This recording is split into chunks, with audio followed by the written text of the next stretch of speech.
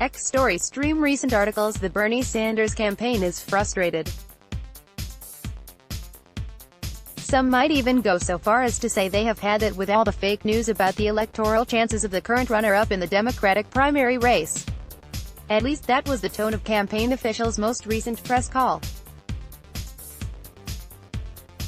Jeff Weaver said Sanders has gained momentum in the presidential race, but he complained that the Vermont senator hasn't received the coverage he deserves after a strong showing in the second primary debate. The senior campaign advisor told reporters Monday that the imbalance isn't fair. "We also wanted to have this call just to encapsulate some of the thinking of the campaign.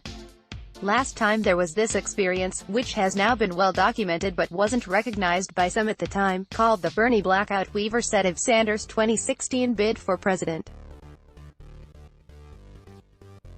"Now," he continued, "we are sort of in the phase that I call the Bernie write-off. When Sanders ran and lost to Hillary Clinton, his campaign grumbled that the candidate was only given token coverage. The press was guilty of making a premature judgment," supporters argued at the time. Sure, reporters covered that narrowing race on the trail, but his team seemed convinced that the corporately owned media had written Sanders off as a sideshow. The campaign now fears a repeat in the 2020 race. "There seems to be a direct correlation between the media coverage of polls and Bernie Sanders' specific standing in those polls," Weaver said. "In his telling, the better the number is in the poll, the less coverage it receives. And the worse he does, the more it receives." Weaver wondered, for instance, why a recent Quinnipiac University poll showing Sanders trailing former Vice President Joe Biden 32% to 14% received extensive coverage. 47 stories were published about that survey, he said. But another poll, this one conducted by the left-leaning Democracy Corp, was largely overlooked. It showed Sanders trailing Biden just 31% to 22%.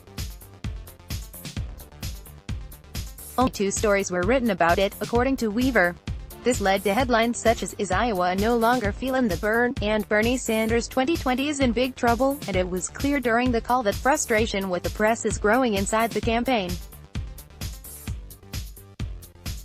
"The undiscriminating acceptance of polls that fit existing narratives is certainly an issue that all of us need to be aware of," Weaver warned.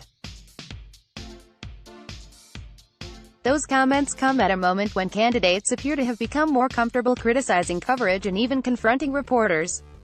The New York Times was on the receiving end of this kind of censure recently when a chorus of Democratic candidates complained that the paper was too charitable with its front-page coverage of President Trump.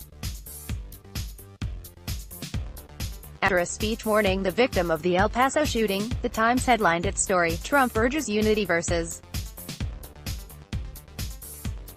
racism, not the truth." New York Mayor Bill de Blasio tweeted, "That's not what happened," complained Senator Kirsten Gillibrand. "Lives literally depend on you doing better." Senator Cory Booker wrote. The paper quickly swapped the original headline for "Assailing Hate But Not Guns" earlier, when a reporter asked if there was anything that Trump could do to make the situation better. An exasperated Beto O'Rourke erupted, "What do you think? You know the S he has been saying. He's been calling Mexican immigrants rapists and criminals.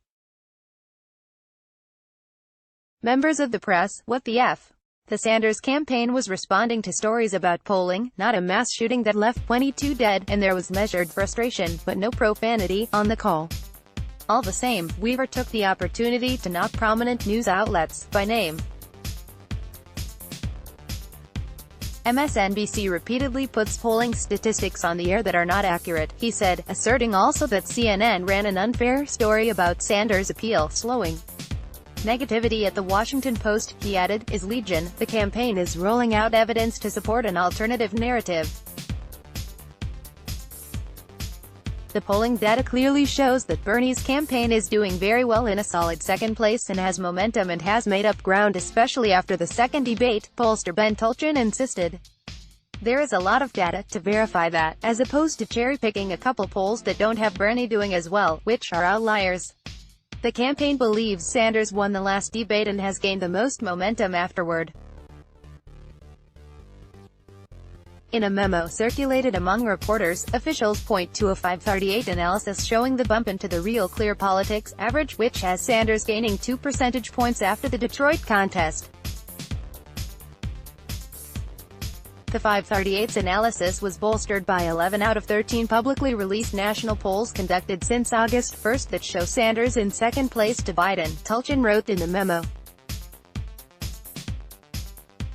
The self-professed Democratic Socialist might not approve of his current coverage, but other observers see a different set of facts. We've been tracking press coverage all primary long, and Sanders has consistently been at or near the top of the field in terms of the volume of news coverage he's received. Nate Silver, the editor-in-chief of 538, responded on Twitter before the press call was over. It isn't unusual for campaign flacks and reporters to go back and forth over coverage. Increasingly, though, that bickering now happens out in the open. President Trump made attacking the press a hallmark of his campaign, and continues to do so.